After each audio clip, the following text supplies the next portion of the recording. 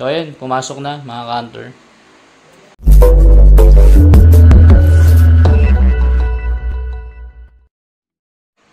Kamusta po kayo mga ka-hunter? Nagbabalik Mr. Crypto Hunter. Paano ba mag-transfer ng Worldcoin papunta sa PDAX?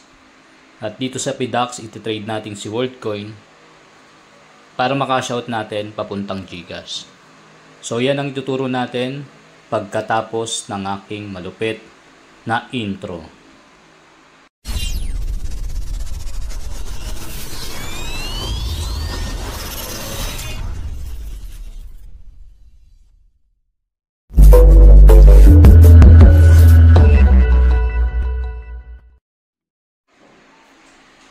Ang una nating gagawin mga ka-hunter ay pumunta muna tayo dito sa ating World App.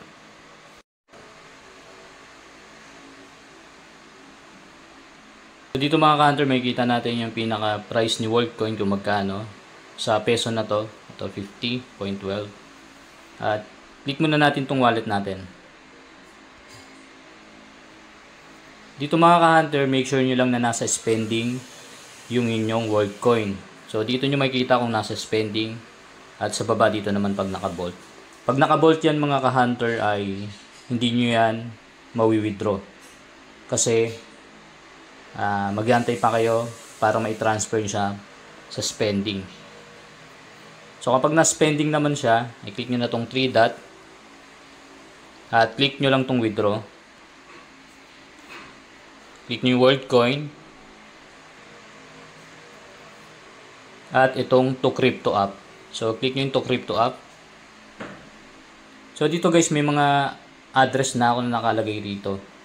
So, kung first timer, ignore nyo na lang to. Kasi ito is mga nakasave na to na wallet address kung saan ako nagtatransfer ng aking Worldcoin. So, kapag kayo guys, wala pa yan. So, maglalagay kayo. So, click ko lang add new address. Halimbawa, Worldchain. Yan, click nyo Worldchain. Tapos sa baba yung others. At click nyo lang yung yes proceed. Dito guys, ipipaste nyo yung pinaka wallet address nyo na manggagaling dong kay PDAX. So magkokopya kayo ng wallet address ni Worldcoin dun sa PDAX. Punta kayo sa PDAX, back nyo lang. Punta tayo rito kay PDAX.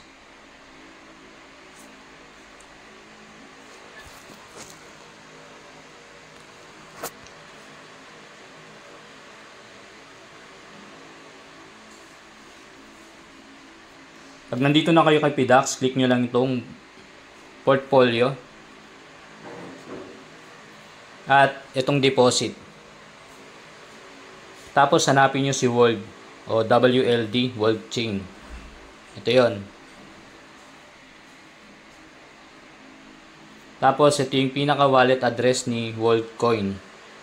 So make sure nyo guys na dapat mula umpisa hanggang dun sa dulo, yung A5 ay kumpleto yung pinaka wallet address niya. Kasi kapag may kulang kayo dyan, kahit na isang letter lang, ay maaaring maligaw yung pinaka Worldcoin nyo.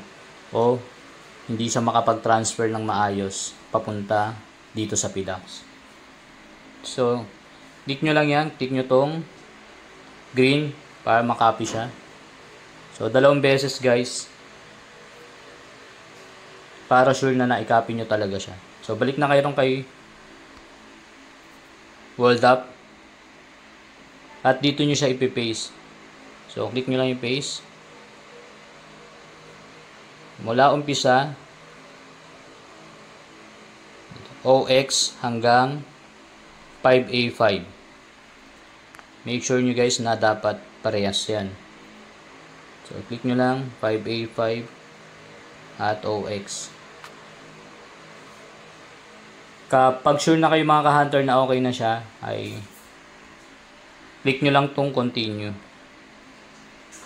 Tapos kung ilan yung itatransfer nyo papunta kay PDAX, kung 5% lang or 10 or yung max na. Ako magmamax na ako, so 24.3 Worldcoin. At katumbas niyan yung peso na 1,222 pesos. Click ko lang yung continue. at confirm. So, click natin yung done kapag okay na. So, dito mawawala na yung pinaka world coin natin dito. So, magsisiro na yan.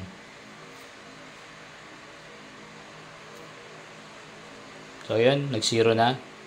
At nagta-transfer na siya doon papunta kay Bidax. So,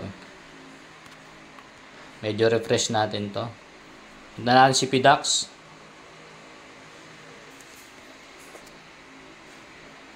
Hintayin lang natin mga ka-hunter kung papasok na yung world coin natin.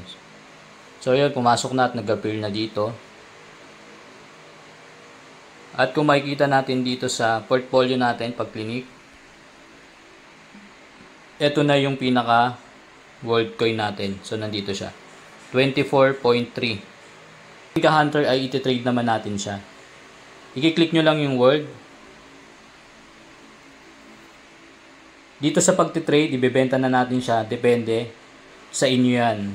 Kung gusto niyo na siyang ibenta o hindi muna. Ang presyo dito kapag binenta nyo si World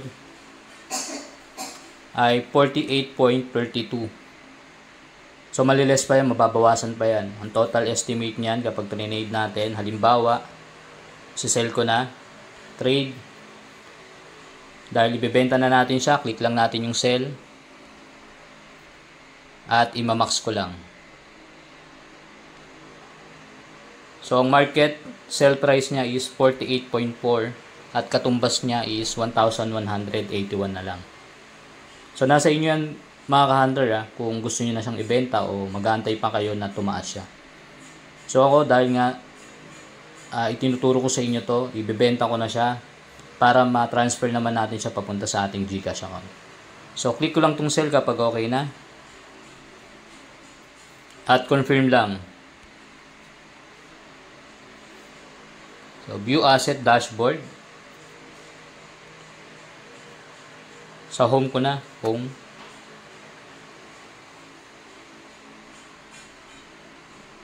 So, click na portfolio.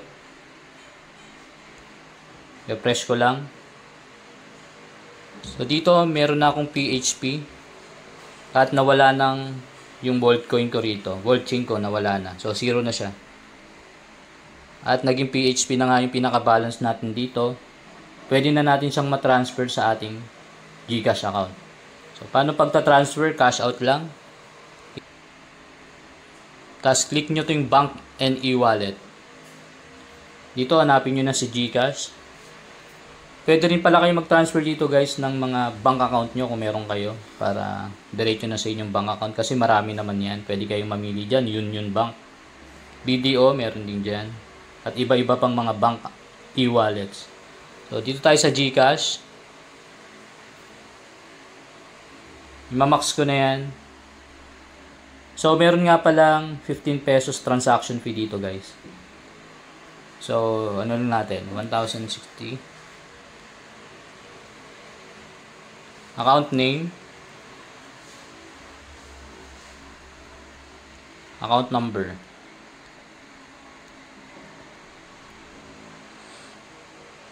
double check nyo mabuti para hindi kayo magkamali.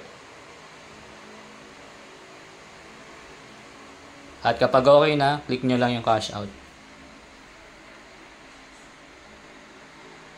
Click nyo yung cash out kapag okay na. Meron dito mga ka-hunter na OTP at makikita nyo siya sa inyong email address na nakalink kay Bidax.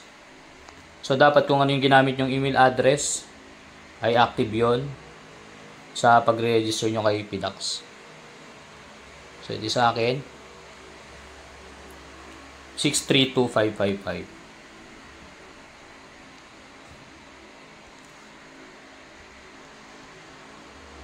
Confirm kapag okay na.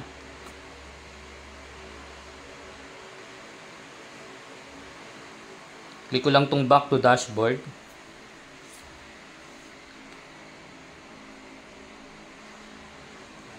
Refresh ko lang.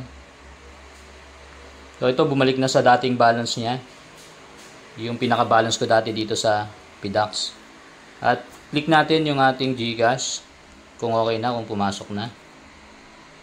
Real time pala to kung ano yung oras natin ngayon. So, ganito rin oras yung marireceive natin siya. Hindi kagaya sa Gcrypto, mag-aantay pa tayo ng 15 to 20 minutes bago natin ma-receive.